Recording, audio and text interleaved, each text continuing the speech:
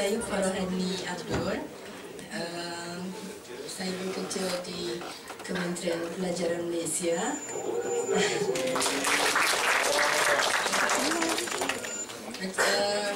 Saya ni sebenarnya paling tak suka multi-level ni.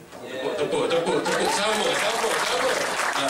Memang saya tak percaya sebab saya pernah juga kawan-kawan yang habis RM20,000 tak ada dapat apa. Tepuk. Okey, lepas tu.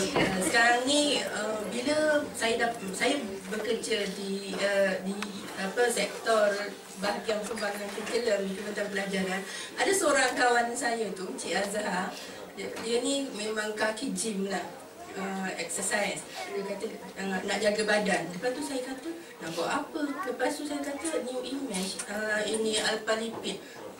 Satu lagi pembohong. Saya kata memang saya tak percaya.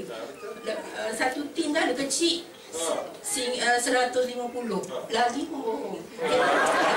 Atas tu dia kata 150, saya tengok atas tu 180 lagi pembohong.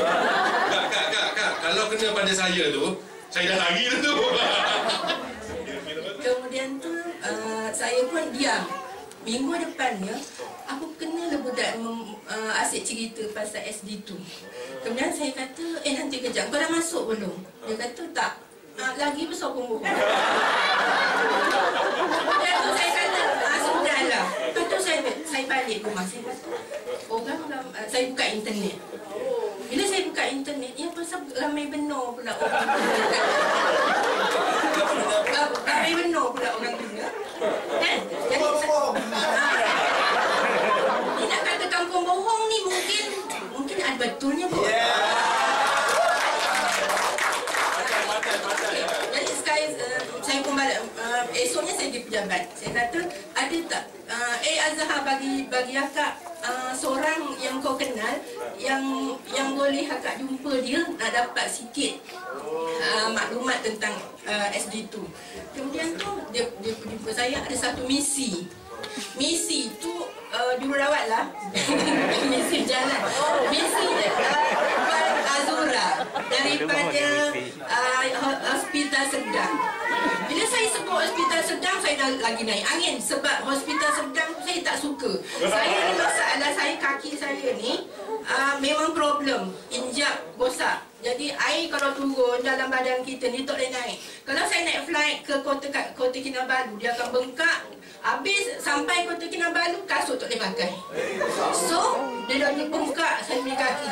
Jadi bila saya kata itulah problem saya, mungkin dengan ni mungkin boleh kot. Saya jumpalah Zura tu pun ceritalah. Dia kata, Kak Ani cubalah Kak Ani. Kak Ani cuba dengan SD tu. Saya cuba, saya kata tak apa, saya beli satu. Kemudian tu malam tu di phone call. Hari ni saya pun start hari Jumaat, saya tak ingat baru saya guna SD tu baru sebulan. Jangan tak tu baru sebulan. Kemudian tu dia kata malam Kak Ani datang ke Putrajaya. Mana geng saya tu kat Putrajaya kat mana? Jadi saya pun pergi kat situ, ada satu taklimat. Saya pun pergi, ni Azura pun sampai. Dia kata Kak Ani, cakap dengar. Bila saya kata ni nak dengar dah ni. Beli satu tin. Kemudian tu saya pun dengar taklimat mak ai. Lepas tu dia pun buka pendalan ni. Ya, pendalan ni dalam beg.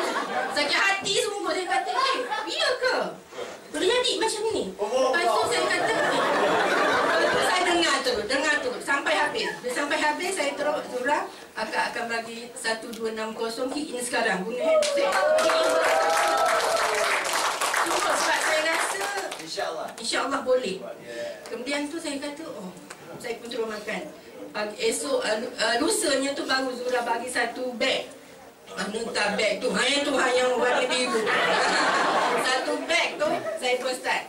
3 hari. Saya 3 hari malam ketiga, saya bangun. Biasa saya bangun tidur je, mesti bangun. Jalan dulu. Tegak dulu. Nak pergi beli air. Beli air situ. Loading. Biasa macam itu. Tak, saya terus bangun je terus.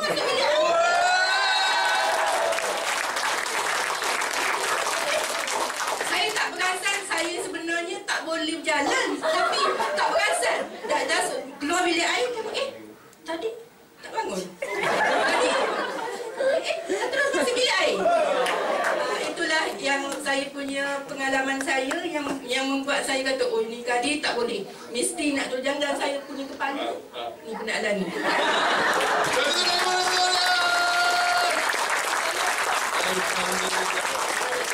Perempuan insya-Allah dalam tempoh masa 1 bulan.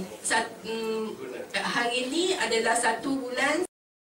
1 bulan, ini minggu kedua, minggu pertama bulan kedua. Baru lagi. Dan saya 5 minggu lah. Jadi sekarang ni saya dah dapat bawah saya 3 orang. Tapi saya insya-Allah kami di Kementerian Pelajaran akan keluar untuk memberi kursus-kursus pada semua guru-guru, dan saya mempunyai jurulatih seluruh negara. InsyaAllah saya setiap kali kita tak boleh lah urusan resmi, tak boleh campur dengan bisnes, tapi kita nakkan supaya guru kita mengajar anak kita dalam keadaan yang sihat.